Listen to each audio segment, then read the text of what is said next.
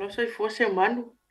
E fatalo fatu fo il pa ia male malo le tunu o lo fa fonga mai le nei tu la le aso. O mo toi o valo fa la velave so le se manu. Fala ve la ve me le manto fia i loa po le ale me wa malanga mamau toi. Ya la o fionga le tomata i officially. Ina quelle no po le ngona papa ia po nisi tulanga le malo fia na malanga toi. Ya le pito mi tomatu. Telefon tanga ia fenga i malo fionga le fa. O le ale tulanga o iai ia fonutanga e pe o na awan ia tu iai a o le a sona taua sona o ngā ia mo le saunga le mua o Samoa whamulmul. Ia waftai se manu. Ia o te langona lea sa ta mai ata fatatana mo mo le sa fofola toi foi ia fufuanga lu mau le malo. Ia me se foi ia i tu tau e te tau ona fatatia wa foi le tatou anga i lumo se tatou atunu i mea lava tau teknolosi. O le sila ba e ngol tatou na va taule na o tatou ngal wenga fatatia na o le puipuinga le o tatou atunu mai i le o me foi e tutupu i lunga le whaonga ino le interneti e me se foi i puipuinga mai o tatou whanau e pe o le tasi nā tūlanga leo ua malo sile anga ia i le tatou whamomua le tatou malo o le vai aso lani nei ia na mai le whaatangana i le fiong foi le tamaitai panemia me se foi le mamalu le kapineta o te awai mai e whaia o masui o le malo Samoa i le malaulia ntu ina atu le malo Australia ma le malo Denmark e whaia le fontanga le toru aso i nei San Francisco o le fontanga nei na o tōrua ma ua Pasifika na o mai ai na o a oma le mai Samoa ma le sui o Papua New Guinea ia o le mafuanga na wha ona o ma ua o le tala organizers pola to ena watu ia le tatou walaulia e na o Samoa ma Papua o le active le meo le ta o le cert o me wenga le emergency response me yo me tutupu mai lunga o pengat whailangi po lunga online e foi e hackai ia tatou computers ma me whapena ia o mafuanga na watu le walaulia le o wai mai ia le te whala vlave mai ai e pea ma luas furu atunu o laulangi o lo a wai fontanga nei e me se lava atunu tele ia o le tele o latou ia na a wai fontanga nei o ampasa foi na o isa tunu e ia latou tangata e ta o ampasa me e kau cyber security ia tunu a me se atunu ia te tele o laulangi e peila o tangata na lesa a wai mai ai ia ia matou foi tangata ia pe o matou ia o le kamai division foi na le leva ona fai tatou cyber security ia e me sili faafetai o lea mana ia tatou e atunuu ia o laulangi na ia tatou o mai foi lea e tatanoa ua o le uiga na o le fono nei tau o le retreat Mari. e tolu aso ia e tatanoa ma faasoa ma company matua foi oe se o mano nei San Francisco ia company tele ia Amerika i pei o le Google o le Facebook o le Meta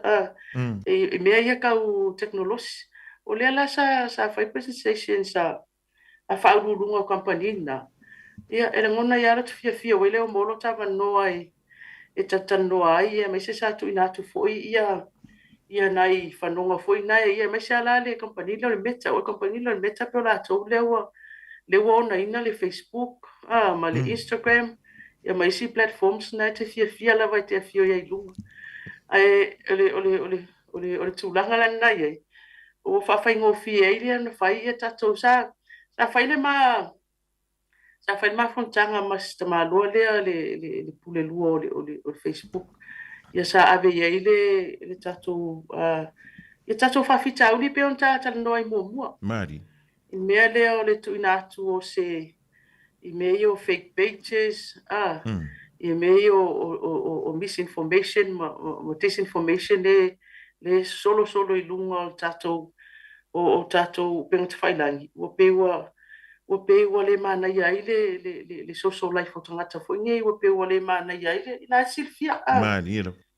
Pamtalanga le talfea ngai matulanga na ia o le na watu ia se fai mata no angon watu le ia o fanonga sosoani sosoani tulanga le wai o le fen famtala ia o fia o mata no lana tele na watu ia tato complaints fo ia i lato staff le lalo ifo e pe le ano mai ia le la o fia ia o le foi la wa mai le undertaking as tamalo ia tau wo o tilo Samoa ia ona o mai lo le tato poposo o mai umai tato issues la ia ia ma fai lo fata noanga pe manatu o manatu Samoa fa ali ai o le mele tupu e pe ia o le tupu fo i isia tunu e le mal malama tanga fainga luenga o le meta i le ngangana fa Samoa le fa nga ina tanga tai fai le abuse le lunga o lato platform sia ia le la wala ngona e tamaloa le ma o tan noanga fa mai lo eta ia e avatu ia tulanga ia se va ai se va ai pola le fai ngai fai ma tua foi o se mano tu nune o tele na lato fangana ia masini foi na o tala te malon fai mai eta fai mai ia o le foi invest ia le meta i mako masingi le e fa li wele ngana Samoa ia o fa tu le ia te malo ia tarsia sa ngoa ku ye ka malo la u vionga le fa pe ye se anti la ko masing ya wai e se ngana tu sa e se ngana fa lo e se foi la male ke le isi ba menga ku o longo inga e unga li suava ya misi la ko masing inga ka ko nganga pa fa ya ko ifo e peo kulanga na o le ufa o ngai tangata ni fa nga masini bo ia mo artificial intelligence e wo sa taimi nei o tulanga na le wo ye technology taimi nei ia ale ana tu wala lo tu ia istamalo ia atoni e mato ia se nga ngana Samoa ia le wo o fai feu tanga ina ia la tu ina mai se tato tala tu sia wo le mai ai ia ona fai ele pe ono haya se tangata foi lea e Samoa e le fali winga fa Samoa e fai wenga mo le meta ia mo le nganga le ina ia fai tu langa le o fa mai no tato o nganga ia tato le fia le fa nga ai se foi meio fake pages e tele ia wala lo fai no fai ai o tulanga le matanga fia le o tu ono fai ona nga lu fa tasi o fai ona matonga lu fa tasi wa mo ia taimi sa ia watu I refer la New Zealand refer la Australia e ona foi e priority nga wenga na ina tangata o lo fianga ye e po tulanga nga fa fifi na ia au ne ia so ina o mai ale le tanoanga male pule lua o le Facebook le link ia tanu si ia se tau fa i ti ai o le ngana tu sa o le fa va tu fo i le ni va ngale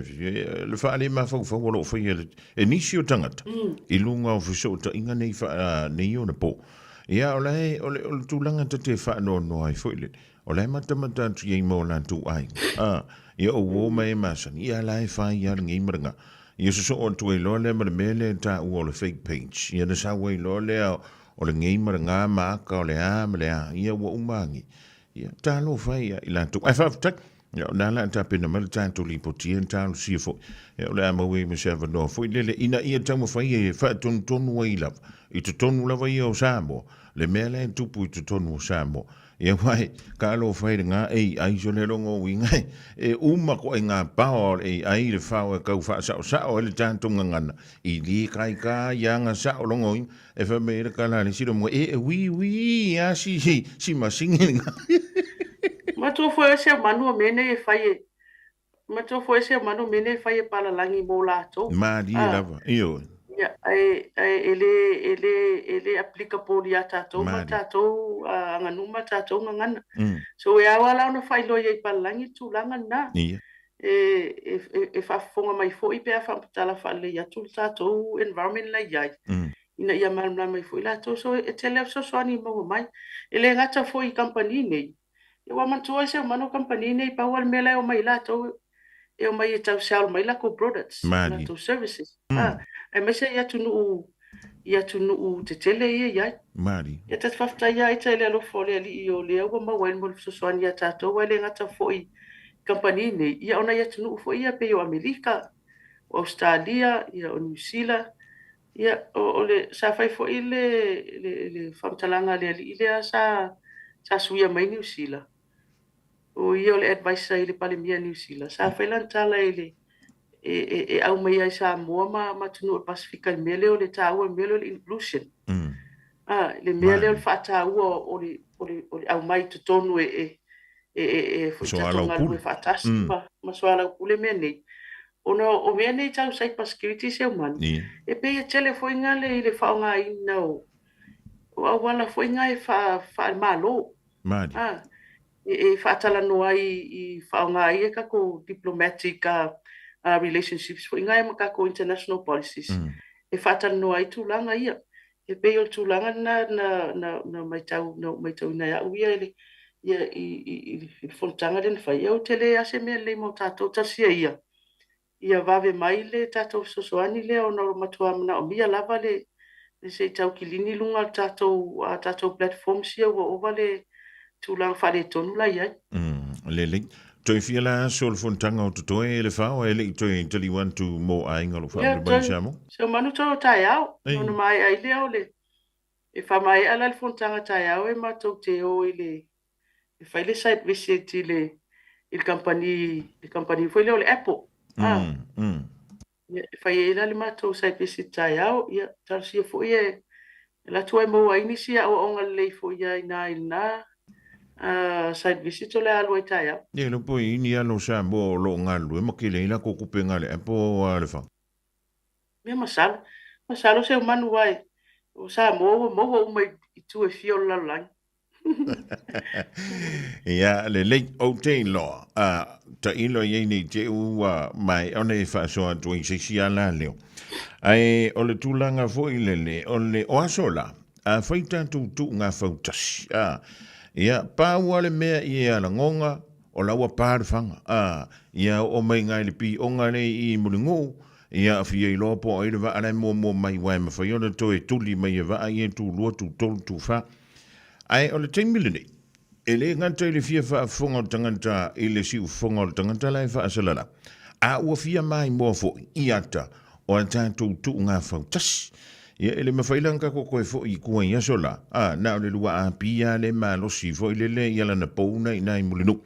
ina I tātou woa ia le lua a pia o me le wha vau lava ai le whao o le ale au nanga le o te mai te wantu ia le ole a mawhaiona mai mo ai le aturu I lalo lau mutanga alue. Ia o tai se umanu. Ia o te lo le na e te fsili mai le tatou tunga ba. Le ia le wha moe o komiti o le fua. Ia pe ona e sila fia. Watu ina mai le komiti o le tatou fua ia broadcasting rights. I le matou mtanga duenga, I le TV ma le TV9 ma le 2AP. Ina ia whasalau ina I matou tunga ba nei. Ia se umanu pe ona e saunoa ina.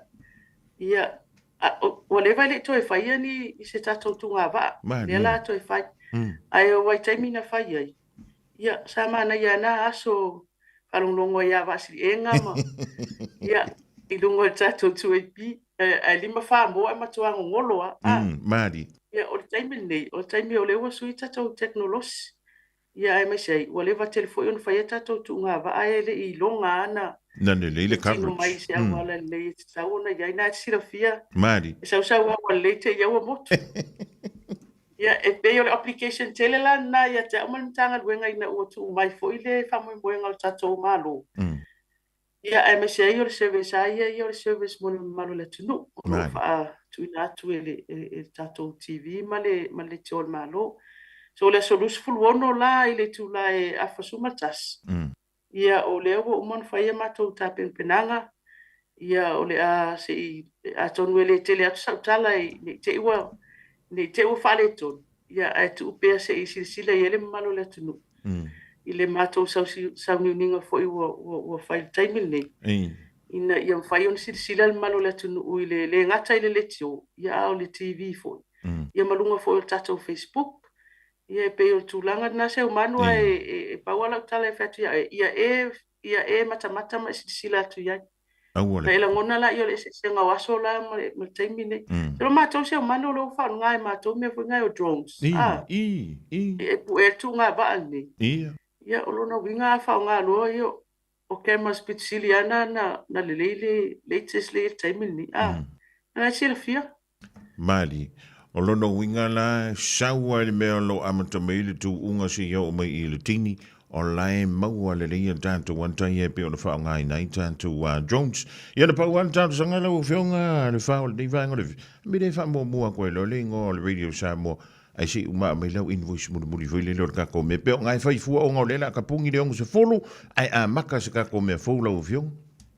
Whaftai se man tua fo yo ele whainga ruenga fua leo whainga ruenga e tutongi foi. Mea nai mana o mia ele le tutongi mai o tatou sponsorships ia. E tutongi ele overtime o nai tama mana i tene whainga ruenga. Ia e mese foi sia lato tau saminga ele naso. Pea mai al tatou ngā ruenga e wale leile la wha popo lau ele tau leiti o ilunga o tatou lisi. Ia ona senda leo le invoice ya manu e tutongi e tongi whaavave mai au tele i o i Samoa. Ia, ma lo va lau pulela lau whionga le tamitai ofisili. Ia, nei te wa i si vainga taua o nai te tau ona si la fia le tunu foi lele. I le tele o nisi o vainga o nai maua mai. Ia, wa lau le soani lea i le tūlanga tau so ta inga. Ia, ai le ngantai leo le pui inga lava i au so ta inga i lunga o penga te wha ilangi. Ia, ma le saunga le mua wha apunga o lo wha o ngai nei tātou. I to tonu o Samoa. Ia, wha pefo i mātou i whafuni. Ia se manu whaftai fo ia i lo tutuli loa mai o le ofisa nei ta whatanoanga nei o nei. Ia. E ta ua fo i lo sosoani mai i mātou fo i pitola au. Ia la fo i whai mātou whai loa fo ia i mātou fo i le tioma TV. Mani. Ia e pe o lau le tio, o tau le tio le pe e to tele ia tangata ia tunu mau. Me se la vai ni usilama ma tunu i whafolo whangalonga tuai. Ia, e au ana tu alalo ele, ia mane malo le tunu, ele o ia ele matapia le mana ia, ele whaonga ina o tātou ngana i lunga o tātou o penga te whailangi, ia e maise lava o loo tilo ia tātou whanau, ia e maise fōi ia na i o tātou mātua. Ia atone ia le wala e whai ai, ia me fōi le ala ina tele a tātou ngaluenga e whai. Ia mapolo kai fua tātou i lunga nei platform si o lo ielo lato wa ngā e so ta ia ainga ono tūlanga lea e pe o tūlanga na se umanu a lo mātou tau mawhai lava ia e se awale vawe mawhai ai ona whafo ia le whawhita auli lea ia e me se fo i le tau mawhai whai tātou poro keti fo ia o umon tātala no ai i taimi nei o fontanga fo i la lea fia o mai yo no la tu foi le o ma se me o mai ia ona fai ele training as au staff ia ma wai le o foi le tau ona mo wai le au fainga ruenga fa o penga ila to mo fa tau no ma tu foi nga ruenga o lo fenga ia ma lo sa no mo le antulanga fa tu tele le fionga le fa oli ia mo le fa abrina fo le time eu leva nai o fa si tu nevo le po in San Francisco ia o ina e pe ia o la lo antu le o la papa le no tu wa e ia so lava antu le fiong ia ai io ia fa tu tele o tanto fisi le fa ile ni va ngole fia le fa se mano longa la o fionga ia ma le tu au malang fo ia pe o malanga antu ina na fon tanga taua ia wala vranga i lumo le tanto tu i Samoa tau ina ia whamruia le tua i la wasinga o tutoi e langa tui leo fontanga i aso lo tutoi ia tui taliu mai male manuia a inga lo whamri mai i Samoa ia e tanto tui whisila wha iai i lunga o peau mga lunga lo lea i se taimi o mo ia la wha tui nahe tau lunga mai iai tui loa le to tele nei iau tau a inga o mai masani ia le fo ia mafuta mai tono New Zealand Australia ia misila vai nai Amerika ia awai ia sau doanga muli nei vaenga o le fifi. Ia whaftai se manu mo le atu le nganga whaftai tele i le whaamnoa mai fo i o le taimi o le tau le tio e tutuli ai pua i fo i ia ngaduenga whai an limta ngaduenga mo le tual whaftai mo le fo i whaftai manu le atu no ia on sai mai pea o le tau whasol solo tatou ngaduenga mo le pupuinga o tatou o tātou tunuu mai i le malolosi ia mana tautia fo'i o whaafitauli tutupu mai mea fo'i na whai ona o la iei le anganga na whai o ni mea lelei. Ia ai whaamalulu atu fo'i ona o lo tau whai lava lau whainga luenga na maloi. Tau whai e tātou mea nei. Ai mori atu whaftai tele lava se o manu. O te lole au wala lau papa nana e ta ua lau wala lau papa nei sa le longa.